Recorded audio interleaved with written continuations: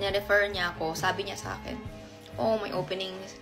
Meron akong nakatrabaho. Kasi nag-intern ako sa St. Luke's. Siya yung staff siya doon, naging friend ko siya, si Ate Mamay.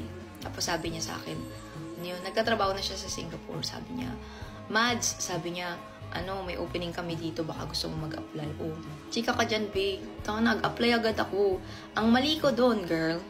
Ang mali ko doon, nung sinabi sa akin na, nung time ko na yon may isipin ako, hindi siya nagmamatter sa Singapore. So, nag-apply ako. Tingnan mo ang bobo. Sobrang galit ko kasi nga, masama yung loob ko sa siyempre, diba? Kahit sino naman, sa Pilipinas, diba? Pustahan, masasama ang loob nyo dyan. Pagod na pagod kayo, tapos yung bayad sa inyo mura lang. So, nung sinabi sa akin na may opening doon sa Singapore, nag-apply agad ako. Pag-apply ko, nag-submit na ako ng resume. B, wala pang sinasabi. Hindi pa talaga confirm. Nag-resign agad ako.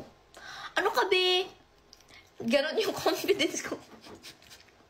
Sa'yo si Juliana, ganon katapang yung nun eh. Ganon katapang yung puso nun. Ay na nagsabi, same day, pagka-chat sa akin na, oh, may opening kami po. Gumawa agad ako ng resume. Ay, resignation letter. Doon ko pa pinarin sa mismong trabaho ko.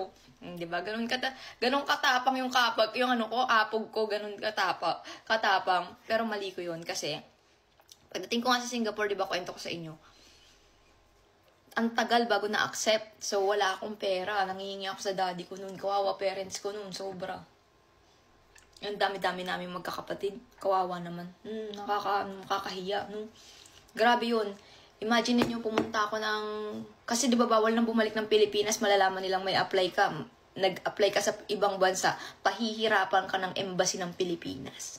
So, tumawid ako ng... Baka mamaya, ikulong ako sa Pilipinas. So, nangyayari naman yun. Nangyayari yun. Gawain niya ng mga nagpupunta ng Singapore, nag-apply ng trabaho. Alam nila yan. So, nag-apply ako ng Singapore, maabot ng 30 days, tumuwid ako ng Malaysia. Imagine, wala akong pera ha, wala akong ipon. Siyempre, ipon ka ba ang magkano lang sahod ko dyan? 5,000 isang buwan? Ano ka naman, girl? Ano ka naman? So, di yun na. Nangingi ako sa tatay ko noon. College yung kapatid kong susunod sa akin. Ano ka?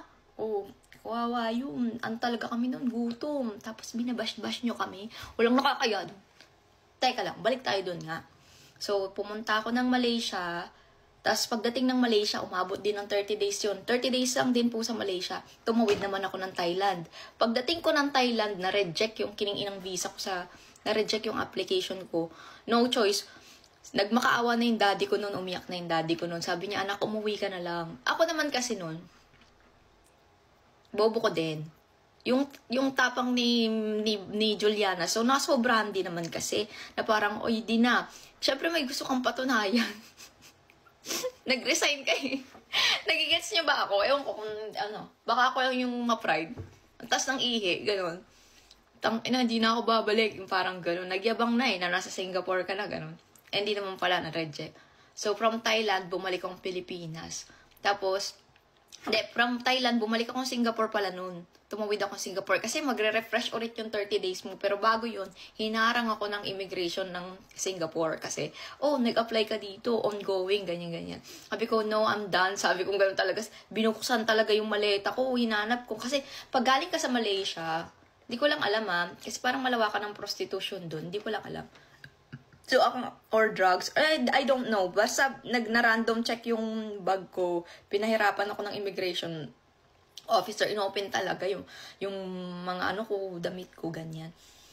Sobrang traumatic. Hindi naman talaga worth it. Sabi ko sa inyo, hindi talaga worth it.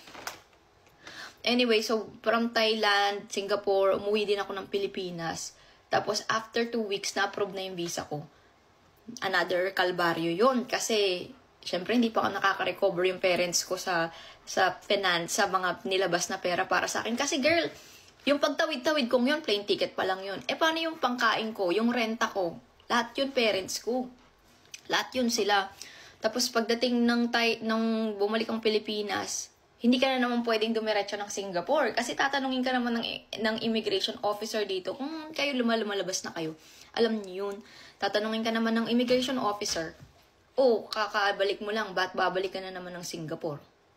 ang nangyari na ngayon naman, so, ang ginawa naman namin ngayon, sumama yung mami ko, pumunta kaming Hong Kong. Makikita niyan dyan sa Facebook, sa, kay Marites Umadto. Makikita niyan, nag-Hong Kong kami, pero mukha kaming, gusgusin. Wala kaming kapera-pera noon, kaya wag nyo kaming i-bash. Hindi nyo alam lahat ng story, ha? Huwag nyo gaganyan yung nanay ko, ha? Wala kaming pera noon, guys. Oo, iiyak naman ako. Iiyak na naman ako. Huwag kayong ganyan kasi. Ano ba kayo? Iyak na naman ako. Kawawa yung nanay ko doon. Oo, kawawa talaga yung nanay ko. Wala kang pera nun na. Kakainis kayo na nga kasi nga yan. Kaya ngayon ako nagkukwento ng ganyan. Kabubuhan ninyo.